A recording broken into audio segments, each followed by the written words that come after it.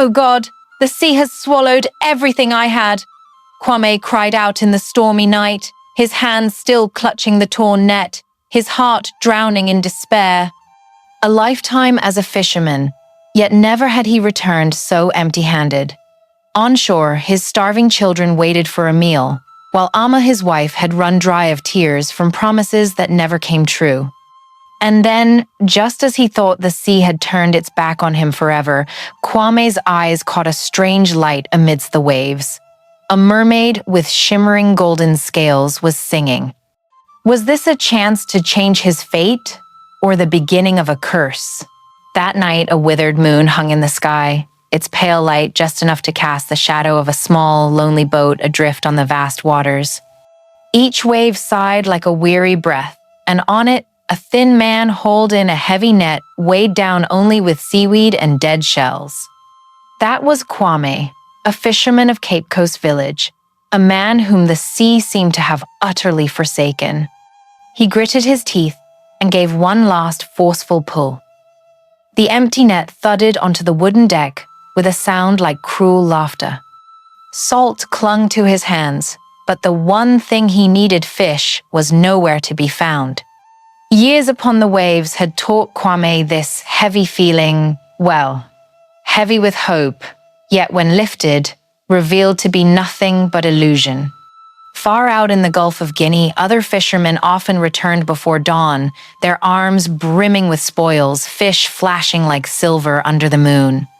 But Kwame the man, the village children mocked as the weed hauler brought home only stooped shoulders and eyes blazing with shame.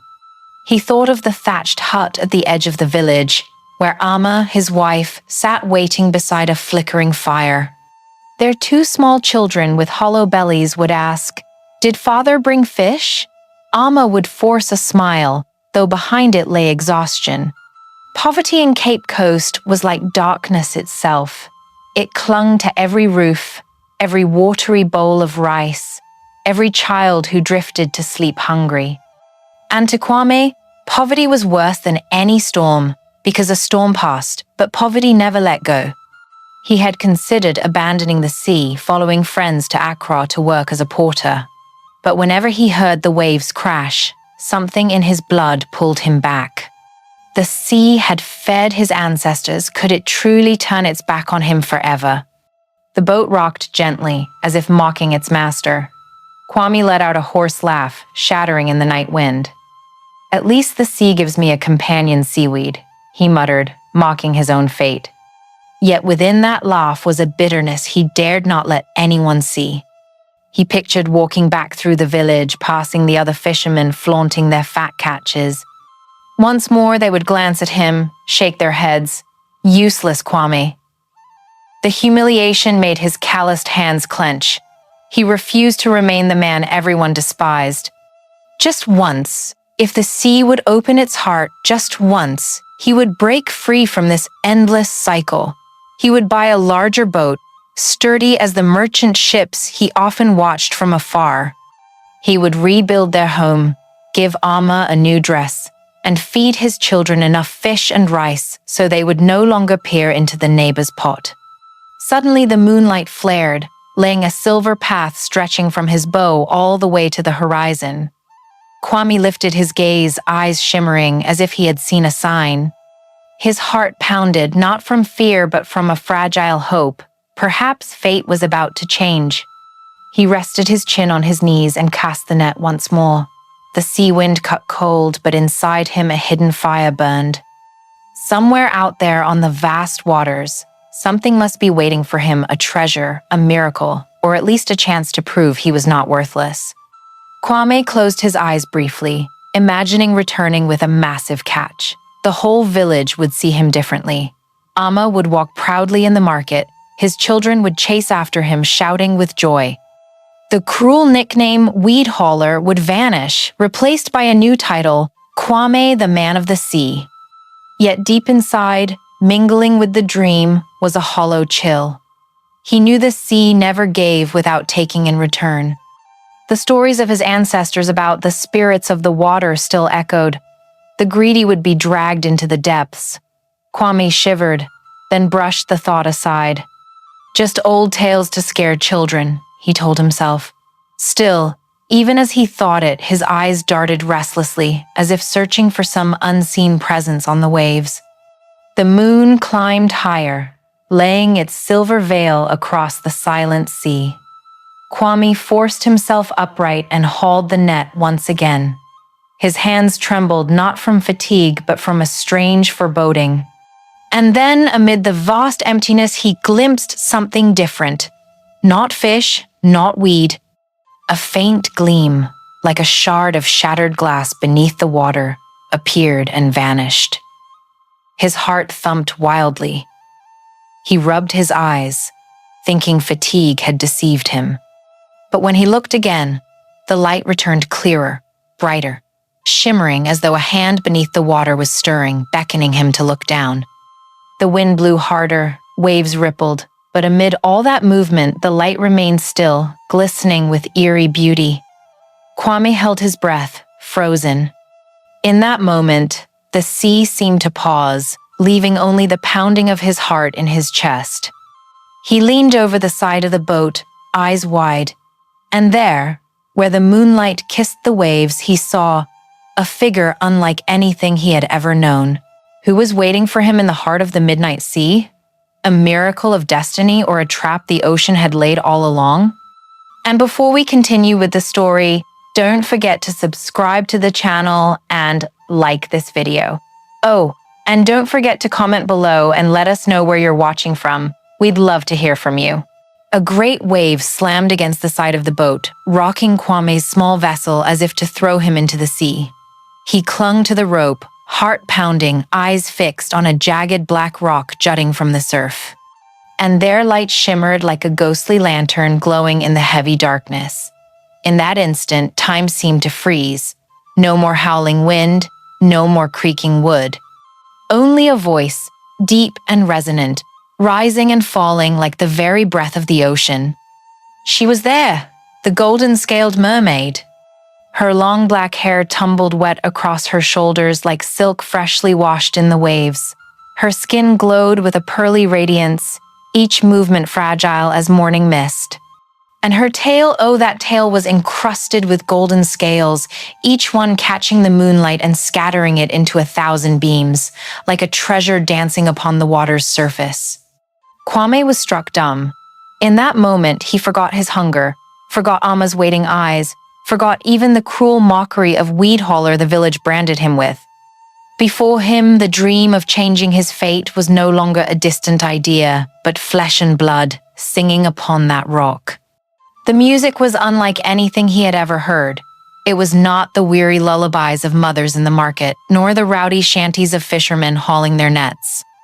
It was a song that reached into the deepest corners of the heart, reopening wounds long thought scarred over. At times it warmed like a mother's embrace. At times it mourned like a widow's cry beside a grave.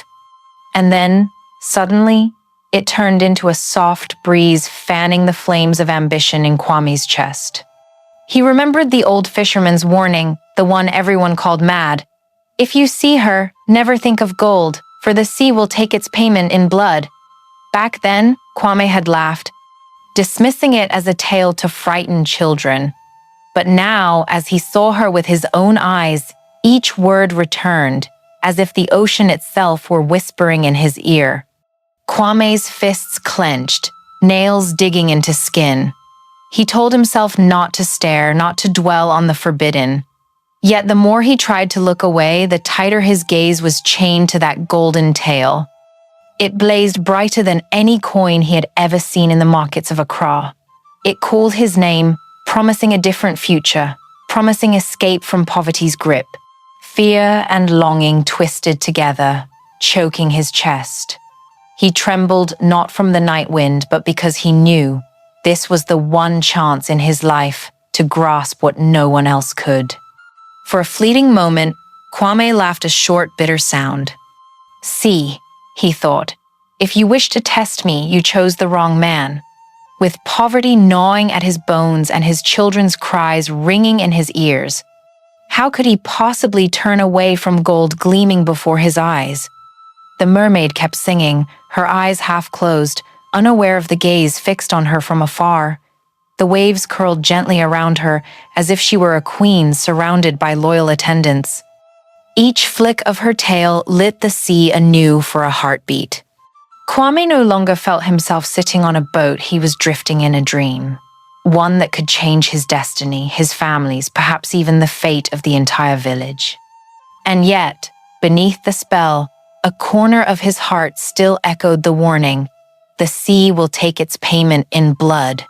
Kwame swallowed hard, throat dry. He knew the price could be dreadful. But he also knew that if he let this moment slip, he would die poor, die in the jeers of the village, die in the disappointed eyes of Amma and his children. He closed his eyes for one breath, listening more clearly to the voice inside. When he opened them, the golden light still burned, dazzling, irresistible. His heartbeat thundered like war drums, not from fear, but from a blazing hunger. In the darkness, Kwame leaned forward like a predator closing on its prey. The small boat creaked closer, wood tapping against the waves. The mermaid did not turn. Her song flowed on, binding the sky and sea into one. Kwame drew in a breath, lips quivering. He had glimpsed the shape of opportunity, and in that moment, he knew, if he did not seize it, he would never forgive himself. That moonlit night, after the mermaid's golden glow had vanished into the waves, Kwame rowed back to shore with a heart in turmoil.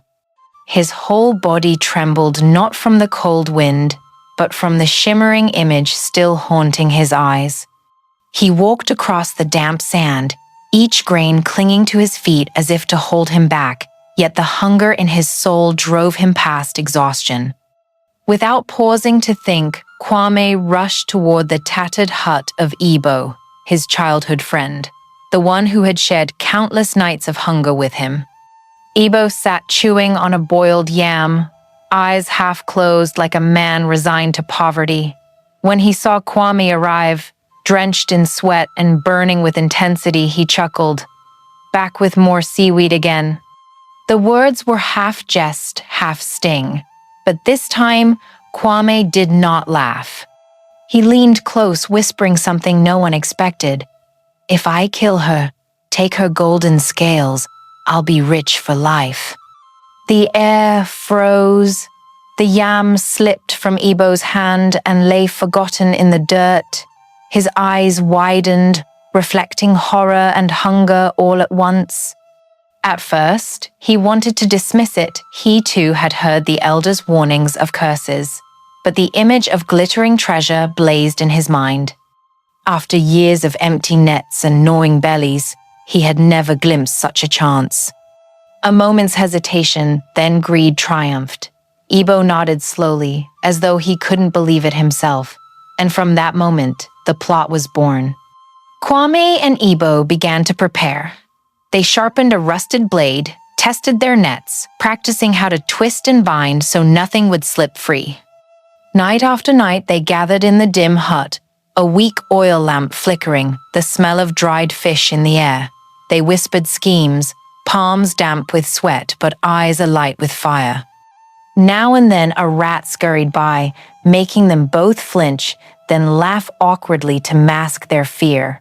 Their laughter had the brittle ring of children playing with danger, too proud to admit it. On the other side of the village, Ama Kwame's wife overheard faint fragments. She was patching an old shirt for the children when the whispers carried through the palm thatch wall. Next full moon, nets, knives. Ama's heart sank, her hand trembling. She knew her husband had seen the forbidden. Ama stepped outside, moonlight washing over her weary yet resolute face. She blocked the doorway, voice steady, though her eyes were red. "Don't be foolish. Offend the sea and you'll kill us all." Her plea fell into silence, met only with Kwame's irritated wave as if brushing away a mosquito. In his mind, gold now gleamed brighter than love, brighter than the ancestors' warnings. Ebo watched quietly, a flicker of doubt stirring, But he remembered the hollow ache of hunger, the sting of hearing his children call him poor father. He told himself, gold will change everything. Why fear the sea when hunger has already taught me fear? And he pressed on with kwame. The days waiting for the full moon dragged heavily. The village carried on as always, children chasing each other on the sand, mothers hauling fish to market, waves breaking as they had for centuries. But for Kwame and Ebo, each crash of surf was a summons, each waxing sliver of moon another cut of the knife in their minds. Kwame often stayed awake, sitting at the threshold, eyes fixed on the sea. The phantom glimmer of gold still seemed to dance on the waves, beckoning him. Amma would sit beside him, gently trying to take his hand, but he pulled away. The distance between them grew not from poverty now, but from the obsession called golden scales. Once, Ebo blurted out, "What if the curse is real?" Kwame answered with a dry laugh. "You think I believe children's tales? Gold is real. We'll buy a great boat. Women in the village will look up to us. My son will learn his letters. And the sea? The sea forgets quickly." The words sounded convincing, yet when Ebo turned away, Kwame's lips trembled. Deep inside, he still heard her song, both seductive and warning. On the night before the full moon, Amma wept in silence. She laid the mat for the children to sleep, then watched her husband sharpen the knife. The rasping scrape of metal rang harshly, louder than the distant surf. She knew she could no longer stop him. Love had been eclipsed by ambition, and that ambition was leading her husband straight into the sea's hands. Kwame lifted his head, moonlight striking across his hardened face. He did not see Amma's tearful eyes, did not see her shaking shoulders. In his mind, there was only one vision left: golden light, bright and blazing, clutched within his grasp. The next full moon rose high, hanging like a giant silver disk. Its light spilled across the sea, forming a shimmering path that stretched from shore to the black rock offshore. Unlike any other night, the waters lay eerily still, as though the entire ocean awaited a fateful ritual. No wind, no breaking waves, only a silence that made the skin crawl. A small boat carried Kwame and Ebo slowly forward. They had prepared for days, knives sharpened and hidden at their belts, ropes coiled neatly at their feet. Sweat streamed down their brows despite the cool breeze, for they knew they were crossing into forbidden waters the sea did not forgive. Yet the promise of gold burned brighter than fear. Then, she appeared. Perched on the black rock, the mermaid sat in beauty so radiant it seemed to tilt the world. Her long black hair fell wet across her shoulders, gleaming in the moonlight. Her skin glowed faint as morning mist, and her tail laden with scales of blazing gold flicked lightly, each movement casting bursts of light that lit the waters around her like an endless treasure trove. She sang. The voice did not merely echo in the air, it seemed to pierce bone and marrow. Deep, resonant, drawn out, both consoling and haunting. It was the ocean breathing, the chorus of 1,000 ancestral spirits. The sound made Ebo's heart quake, his hands whitening as they clenched the oar. For an instant, he thought of turning the boat around. But opposite him, Kwame's eyes blazed with a fire that left no room for retreat. Ambition had bound him to this fate. The boat drew nearer. Light from the mermaid's tail struck their faces, blinding and intoxicating. Kwame panted, his fingers brushing the rope, the coarse fibers snapping him awake. Amma's voice echoed in his mind, "You'll kill us all." Yet the image of his starving children dragged him back toward greed. The mermaid turned, her eyes deep as the night sky fell upon them, holding innocence, warning, and endless sorrow. That moment was enough for Ebo to falter, but Kwame acted first. He hurled the net. It flew like a shadow, spreading wide, smothering her form. The song cut short, replaced by a scream so chilling it sliced the fog like a blade. She thrashed, tail lashing, sending up plumes of spray. Golden sparks scattered across the boat like shattered stars. Each scale that struck wood glowed, turning the vessel into a blinding pyre. Ebo trembled. He drew his knife, steel flashing in the moonlight. The moment stretched eternal, his hand shook, torn between terror and desire. Then, with a guttural cry, he drove it down. One stroke. The scream ceased. The mermaid's body convulsed, eyes wide, then dimmed into mist. Her glow faded, her golden tail slackened, light extinguishing piece by piece. Scales scattered across the net, shimmering like the sea's last tears. Silence smothered everything. Only the thunder of two frantic hearts remained. They clutched the glittering scales, hands shaking, like men who had seized a cursed treasure. Then the sea roared. In a heartbeat, the sky shifted. Winds rose, howling. Waves surged into towering walls, lifting and slamming the boat mercilessly. Thunder cracked. Lightning tore across the heavens, illuminating the mermaid's corpse as it sank, her hollow eyes fixed upon them still. Kwame clutched his handful of scales, terror flooding his chest. What once was a dream now burned cold as stone, beautiful yet beautiful in horror. Ebo screamed, his voice lost in the gale, yet even he could not release the knife, his hand locked in despair. Rain pelted down in sheets, heavy as stones striking flesh. Water filled the boat, timbers groaning under the strain. Kwame looked around but saw only waves upon waves, a white sea swallowing every escape. Amid the chaos, they clung to the scales. Their glow lit the boat, but no longer with promise. Now they gleamed like ghostly lanterns, guiding the way to the ocean's depths. Kwame wanted to shout, to throw them away, but his hands froze, shackled by fate. A lightning bolt struck beside the boat, the explosion rattling the sea itself. In its glare, Kwame glimpsed her face one last time, not whole, but a fading shadow dissolving into water.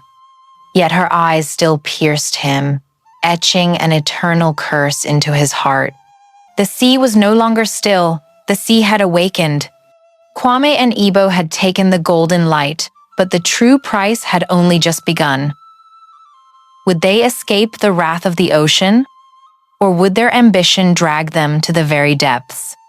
And now, dear viewers, pause for a moment, hit that subscribe button before the story continues, but only if you truly feel what I'm sharing here.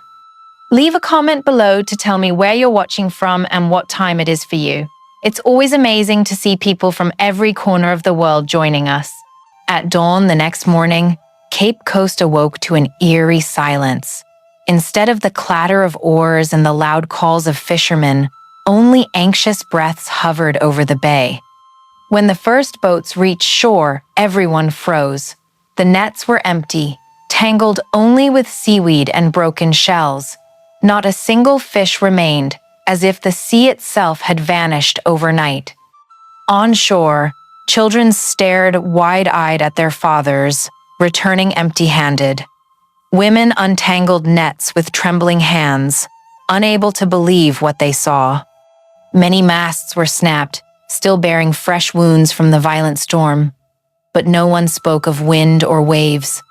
They whispered only one thing: someone has killed the golden-scaled mermaid. The elders gathered under the old baobab tree, the meeting place of generations.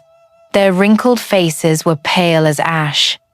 One swore he had heard a song screaming through the storm. Another insisted he had seen a golden light flare and vanish. Rumors spread like fire, planting deeper fear into the villagers' hearts. No one dared sail again. The fish were gone, the boats were broken, and the air itself was heavy with a strange briny stench stronger than usual, as though the sea had turned hostile. In the midst of this chaos, a group of villagers quietly set out for Elmina. They sought the sea priest, an old blind man with eyes clouded like mist, yet believed to hear the language of the waves. His hut sat at the very edge of the shore, where the sand was always wet and fishermen had brought offerings for peace for generations. The old man stepped out, leaning on his staff as he heard the pounding footsteps. No words were spoken, but the fear in their eyes told him enough. He knelt, placing his frail hands upon the sand. For a moment, the crowd held its breath. The wind shifted, swirling grains of sand around him. The waves whispered, but the sound was cold, like weeping. He tilted his head, listening to something only he could hear. Then he spoke, his voice hoarse, yet carrying far, rising above the surf. The sea has been betrayed. Someone has struck the very heart of the spirit of the waves. And unless he confesses, unless he returns the offering, then within 3 sunsets, Cape Coast will become a desert of salt. A collective groan rose from the crowd. Mothers clutched their children tight. Men clenched fists until blood welled. Terror spread through the village, for they knew the sea was life itself. To lose it meant to lose everything. Kwame stood among them, sweat chilling down his spine. The golden scales in his pouch burned against his side. Each word from the sea priest pierced his chest like a blade. He glanced at Ebo, whose face was ghostly pale, lips pressed tight. Both men knew the curse was aimed squarely at them. Yet still, their hands gripped the glittering treasure, unwilling to let go. The villagers began whispering, searching for the guilty. Suspicious eyes darted everywhere, thickening the air with dread. Some smashed their stores of salted fish, hoping to appease the sea. Others carried rice and flowers to the shore, casting them into the waves. But the sea rejected them, tossing the offerings back with bitter fury. Children cried in hunger. Adults sat hollow-eyed, staring out at the ocean. In their despair, only the blind man's words echoed, 3 sunsets. An invisible clock had begun to tick. That night, Kwame lay on a ragged mat, hearing the waves thunder offshore as if fate itself were knocking at his door. Amma sat beside him, watching in silence, her eyes heavy with sorrow. Ebo drowned himself in liquor, hoping its fire would wash away the memory of the mermaid's eyes boring into his soul. But the more he drank, the more vividly he saw her, in every flash of lightning over the sea, blood mingling with gold. The whole village sank into a painful waiting.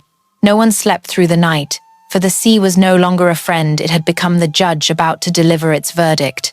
In the days after the curse, Cape Coast was no longer a village of laughter and the smell of dried fish drifting along the shore. The air hung heavy, like a damp blanket pressing down on every thatched roof. Children grew visibly thinner, their bellies flat, their eyes sunken. The adults sat silently beside torn nets, not even bothering to mend them. The sea still lapped the shore, but it no longer gave fish, only foamy white sighs, weary and empty. Inside the small hut, Kwame sat hunched beside a flickering oil lamp. At his side was a rough cloth pouch where he hid the golden scales. Light leaked through the weave, glimmering like ghostly fire. Each time it flared, his eyes lit up, like an addict catching the scent of opium.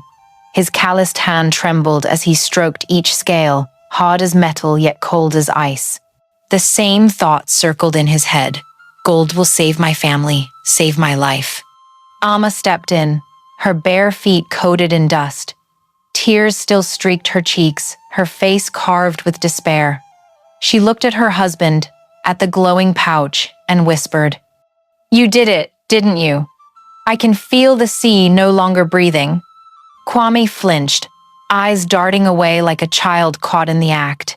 He turned his back, clutching the pouch tighter, as if letting go meant losing everything. He said nothing, but his silence was confession enough. Amma moved closer, laying a hand on his shoulder. Her palm trembled with both love and fury. She remembered the day they wed the strong young man who laughed freely, promising to take her to see dolphins on the open water. Now before her sat a man hollowed by ambition, too afraid even to meet his wife's eyes. "Do you hear it?" Amma whispered, voice breaking. "Every night, I hear the sea weeping." At that moment, from the corner of the hut, Their eldest son, little Kojo, watched with curious eyes. He saw the golden glow slipping from the old basket where his father hid the pouch. Innocent and unknowing, the child asked a question that struck Kwame like lightning. "Papa, why is the sea crying?" Silence fell. The oil lamp sputtered, shadows stretching long across the mud walls. Kwame trembled, lips twitching. But at last he forced out a harsh reply, meant more to convince himself than anyone else. "Gold will save us." The words dropped like a heavy stone, suffocating the hut. Amma turned away, tears spilling.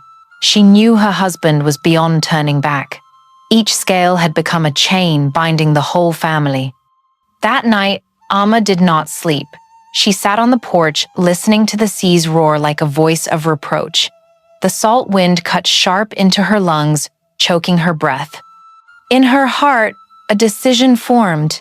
If Kwame would not confess, she would go in his place, not to protect him, but to save the children, to save the village dying in hunger. At dawn, Amma left the hut. She wrapped a simple cloth around her head and walked through the whispers of neighbors. They saw her reddened eyes but dared not ask. They were afraid that truth from her lips would slice into their fates as well. Amma walked straight to Elmina, to the sea priest. The blind old man sat before his door, listening to her heavy steps. Before she could speak, she collapsed onto the sand, tears mixing with foam. All her torment spilled out in sobs. The old man simply placed his frail hand on her shoulder, his clouded eyes seeming to see through to the very heart of guilt. Meanwhile, back at the hut, Kwame sat motionless. Kojo and his younger sibling huddled in the corner, bellies aching with hunger. The boy asked if their father would cast the nets again. Kwame shook his head, eyes hollow, yet his hands still clutched the pouch of gold. He was like a drowning man, clinging to the very weight that dragged him under. The village sank deeper into fear. Some lit incense and prayed to the heavens. Others gathered grains of maize, tossing them into the sea as offerings. But no fish returned. Wells began to dry. Salt patches spread white across the fields. Bodies grew thinner, eyes more vacant, while whispers grew louder. If Kwame is the one who killed the golden-scaled mermaid, will Amma confess in his place? Kwame heard those words. They pierced his heart like arrows. He shuddered at the thought of his wife bearing his sin. The idea both comforted and tormented him. Yet in his bloodshot eyes the gold still gleamed, urging him to believe that wealth was only a breath away. The sweltering afternoon sun leaned toward the horizon, yet Cape Coast remained heavy with fear and silence. Amma knelt at the feet of the sea priest in Elmina, begging forgiveness for a sin she herself had not committed. In their hut, Kwame sat like a statue, trembling hands clutching the pouch of golden scales, his heartbeat erratic. But Ibo, his childhood friend and accomplice, had already slipped away. On his ragged chest, a small cloth bag clinked softly with every step. Inside were scales he had hidden for himself, never once telling Kwame. For Ibo, the mermaid's death no longer troubled his sleep. His thoughts burned only with wealth, sweet liquor, and festival drums reserved for men with pockets full of silver. The red dust road to Accra scorched his feet, but he hardly felt it. He was lost in visions of entering the marketplace with gold in hand, the crowds staring in envy. In his mind, he already rode a horse, draped in embroidered robes, striding through cheers and adoration. That day, Accra's market teemed, with bodies and noise hawkers shouting, the air thick with dried fish, hot pepper, and sun-bleached cloth. Ibo pushed through the throng, eyes shining. He chose a Nigerian merchant, famed across the region for his cunning trade. This, Ibo thought, was the man who would turn gold into pure silver. He opened the pouch, pulling out several scales. The sun ignited them into dazzling brilliance, brighter than any jewel. The crowd froze, holding their breath. But instead of awe, they began to recoil, eyes wide with fear, as if faced with a demon. The Nigerian merchant stared for a long moment. The gold light played across his weathered face, and in his clouded eyes flickered pure horror.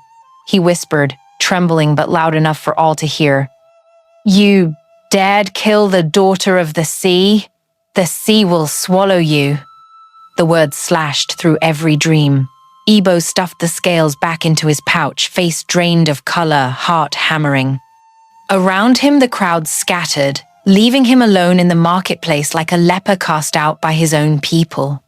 That night, Ebo did not return to the village. He rowed a small canoe out to sea, hoping to hide the rest of his treasure. The waters lay calm, the moon high and bright. The salty wind brushed his skin, but inside, fear tangled with greed until his mind spun. Clutching the pouch, he gave a hollow laugh, the sound echoing across the waves. But the sea did not laugh with him. From the still surface, waves rose suddenly like walls. The wind screamed, lashing the boat with invisible hands. The wood groaned, splitting. Ebo shouted, flailing his oar, striking only darkness. Ice-cold water surged in, knocking him off balance. In a flash of lightning, he swore he saw her, the mermaid. Black hair dripping, golden tail blazing, eyes colder than the abyss. She did not reach to save him. She dragged him down. His scream split the storm, then was swallowed whole. By morning, the people of Cape Coast found only splintered planks washed ashore, tangled with a few scales glimmering weakly before the waves carried them away. Ebo was never seen again. The elders shook their heads, whispering, "The sea has claimed him. The curse spares no one." The news spread like fire over dry fields. Ebo's death struck terror deeper into the village's heart. They knew the sea had begun to collect its debt. And if Kwame still clung to his gold, the next price could be his family or the whole of Cape Coast. Ebo was gone, drowned with his greed. Gold did not save him. So does Kwame still have a path to escape, or has the sea already prepared its final punishment? All right then, my dear viewers, if you're still here and finding this tale gripping, drop a 1 in the comments or write, "I'm still here," so we can keep going together.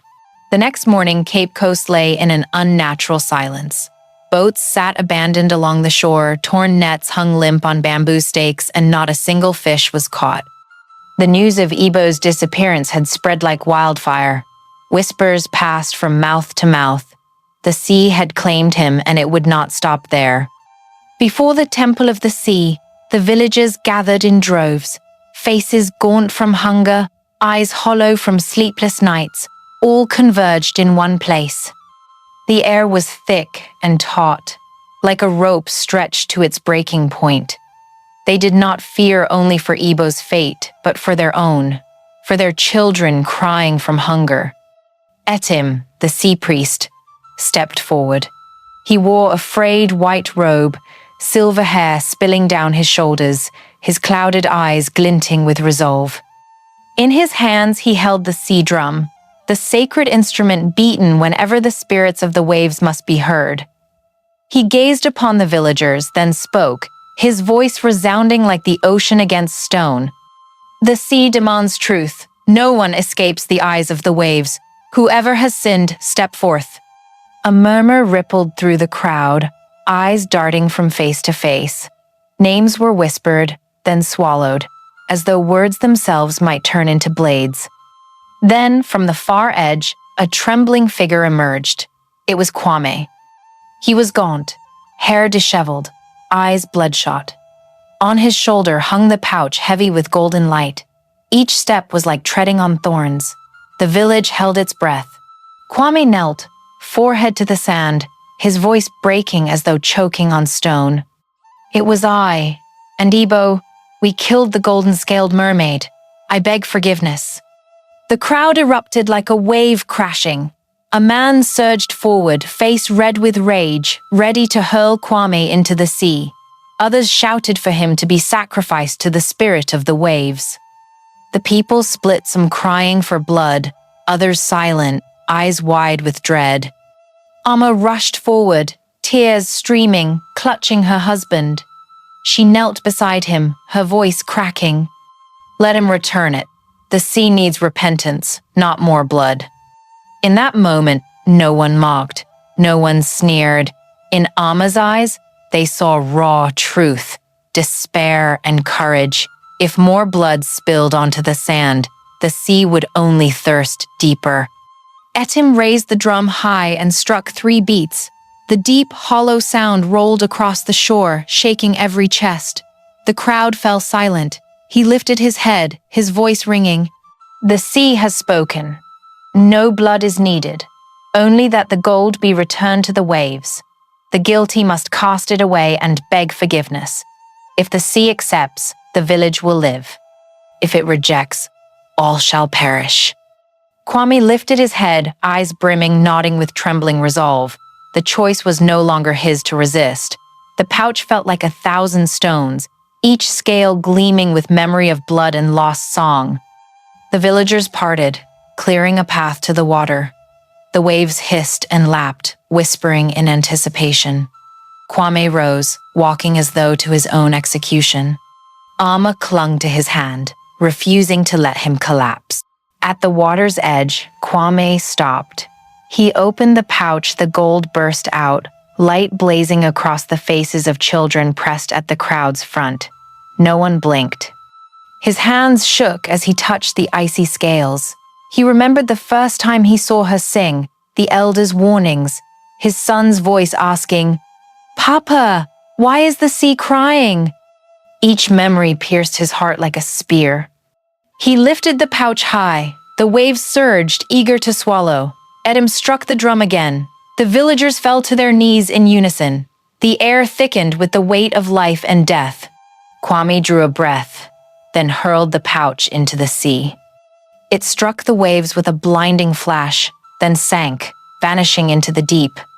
The villagers watched, breathless. The waves rose high, then softened, as though a hand had unclenched its fury. For a moment, a streak of golden light glimmered across the water, then faded. Amma threw her arms around her husband, her tears soaking his shoulder. The villagers whispered, afraid even to breathe. And in the wind, faint and distant, a song drifted soft, sorrowful, but no longer filled with wrath. That morning dawn came slower than usual. The first light of day was not bright but pale, as if even the sun hesitated to look down on Cape Coast after days of the sea's wrath. The villagers walked quietly behind Kwame, no one speaking. Their bare feet pressed into the damp sand, leaving long imprints like a slow funeral procession. Kwame led the way, thin and trembling. The cloth pouch on his shoulder glowed faintly, each step making it quiver, a reminder of sins not yet absolved. He dared not lift his face. Ahead lay the rocky outcrop, the place where he had first seen the mermaid, and the place where he must now return to pay the price. At the edge of the rock, Kwame stopped. He knelt, placing the pouch before him. No whispers, no shouts. The villagers stood in silence, waiting. Etim, the old sea priest, kept his distance, one hand resting on the sea drum, his eyes closed to hear the waves. Kwame opened the pouch. Gold burst out in a dazzling blaze, reflecting off the rippling sea in the dim morning light. The scales were sharp as blades, glittering like shards of 1,000 broken mirrors. A breeze swept through, carrying the scent of salt and the stench of guilt. No one heard Kwame's whispered prayer, only saw his lips tremble. He did not cry out, did not explain. He simply let the scales fall, one by one, into the sea. Each glimmering shard spiraled downward, sinking into the depths, leaving behind ripples like small wounds. At first, the sea was still. Then the surface shivered, spreading outward in rings like the breath of a vast unseen being. The wind shifted. The heavy, stifling damp of past days lifted, replaced by the crisp salt air of clarity. Villagers began to murmur, their rigid faces softening, eyes flickering with hope. Kwame went on, releasing each scale. Every one that left his hand felt like a scar torn from his heart, painful, yet releasing. He remembered the mermaid's song, her eyes before she sank, and the storm that swallowed Ebo.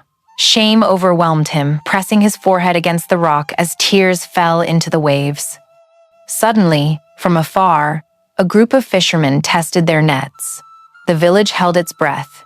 In moments, the nets swelled with fish, silver bodies flashing as they thrashed beneath the morning sun. Cries of joy erupted like thunder. Some villagers collapsed to the ground, weeping, kissing the sand. Children leapt and laughed, while mothers clutched them close, tears streaming freely. Kwame saw and collapsed too. His shoulders shook, not from fear now, but from the pain of realizing that the miracle came from forgiveness, not from gold. He understood. The sea could forgive, the village could be saved, but the scar of his guilt would never fade. Amma came to his side, kneeling, wrapping her arms around him. Her face was wet with tears, but for the first time in days, her eyes shone with relief. Behind them, the villagers stood in reverent silence. No one raged anymore, only solemn awe remained. A great wind rose, but it no longer carried storm. It touched their faces like the caress of release. Edem struck the drum 3 times, its deep sound echoing like the heartbeat of the sea. Then he nodded gently. The sea has accepted. For a fleeting moment, someone swore they heard a song carried on the waves, faint and distant. Not vengeful, only a farewell. The golden-scaled mermaid was gone, but her song remained, a reminder for generations. Kwame lifted his head. His gaunt face was streaked with tears, yet in his eyes rested a quiet peace. He knew forgiveness did not mean forgetting. Forgiveness meant a chance to begin again, to live, to repay the debt with each day, each breath. The village erupted in cheers, nets heavy with fish, the sea alive once more. But in every crashing wave, Kwame still heard the question left unanswered. Would mankind truly learn this lesson, or would greed one day summon the tragedy again? The sea grew calm again, but no one in the village ever looked at it the same. Since the day Kwame cast the golden scales back into the waves, fish had returned in abundance. Nets swelled with silver bodies, boats came home heavy, and children once more ran laughing along the shore as fish leapt from the water. Yet deep inside every villager remained a scar, a memory that a single moment of greed had been enough to turn the sea into a merciless judge. Kwame was no longer the poor, broken man he had been. He stood at the docks, shirt soaked in sweat but smiling gently, handing fresh fish to every waiting hand. Never once did he keep the best for himself. With each catch, he shared with the widows, with the children without fathers, with the families who had once starved alongside him. The people began to see him not merely as a fisherman, but as a simple one who had fallen into darkness, and then sought redemption through generosity. But when night came, when the full moon spread its silver path across the water, no one lingered too long at the rocky point. They whispered that in the sighing waves they heard a voice. No longer the sweet, beckoning song from the night Kwame first saw the mermaid, but a mournful lullaby, carried endlessly across the tide, a lament of a betrayed soul. Children asked their parents, "Who is singing?" But the elders only shook their heads, ushering them inside, bolting the doors, leaving the sea alone with its sorrow. Many times Kwame went to the shore, listening. He would sit for hours on the rock, gazing out into the distance. The song pierced his heart, yet comforted him too, as if the mermaid had not vanished entirely, but lingered, watching over humankind. Some nights he dreamed of her golden eyes, not furious anymore, but quiet, questioning, have humans truly changed? The villagers created new rituals. Each full moon, they carried flowers to the sea and released them into the waves, an apology too late, but still offered. The elders told the children the story of Kwame and the mermaid, not as a myth of magic, but as a warning. Greed could swallow an entire village, and only through sharing could the sea remain gentle. And yet, glimmers of greed still flickered. Strangers from beyond heard whispers of golden scales and came sneaking to Cape Coast, searching, probing for clues. But the villagers stayed silent. To them, the tale was not treasure, it was a wound. Kwame lived his later years as a man given a second chance. He spoke little, but his deeds resounded. He taught his son to love the sea as a mother, not as a vault of riches. With Amma, he rebuilt their home stronger, but never raised walls too high, as if to remind himself that happiness cannot survive when trapped behind greed. Still, whenever the song drifted across the waves, Kwame bowed his head. He knew forgiveness had been given, but forgetting would never come. The sea held its own memory longer and deeper than any humans, and if one day the next generation forgot the lesson, that mournful song would turn to a scream, and the sea would rise in fury again. The full moon climbed once more, laying a silver sheet across the water, and in the sorrowful song, villagers swore they heard the same words repeated, like a warning etched into the tide. Never let greed destroy what is sacred, for the sea does not forget. The sea had calmed, the village was full of fish again, and Kwame thought all had been forgiven. Yet somewhere in the waves, the mermaid's mournful song still lingered, not a beckoning melody anymore, but a persistent reminder.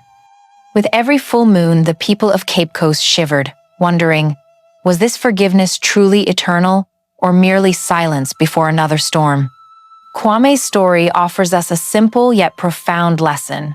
Greed can destroy even the most sacred things, but repentance and sharing can open the path to healing. Who among us has never erred, never let selfishness or desire cloud our vision? But the very moment we recognize it and dare to change, we give ourselves the chance to begin again. The image of Kwame bowing his head as he dropped each golden scale into the sea was more than the penance of a poor fisherman.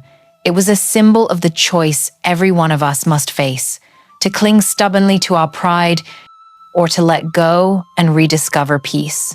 And that sorrowful song, perhaps, it is a reminder meant for each of us in today's modern life, full of temptations, yet the question still hangs in the air. Has the sea truly gone to rest, or is that warning only the beginning of another chapter? Perhaps one day, a stranger, or even someone from the village itself, will awaken tragedy again through ambition. And if that day comes, will Cape Coast be strong enough to withstand the ocean's wrath once more? If this story has touched your heart, share it with your family and friends in America. Let them also hear the lesson of the sea. Don't forget to leave a comment. What do you think will part 2 of this tale bring a new miracle or a storm fiercer than before? And be sure to hit subscribe so you won't miss what comes next. Because sometimes, with just one more full moon, the ocean may sing again, and this time it may be singing for you.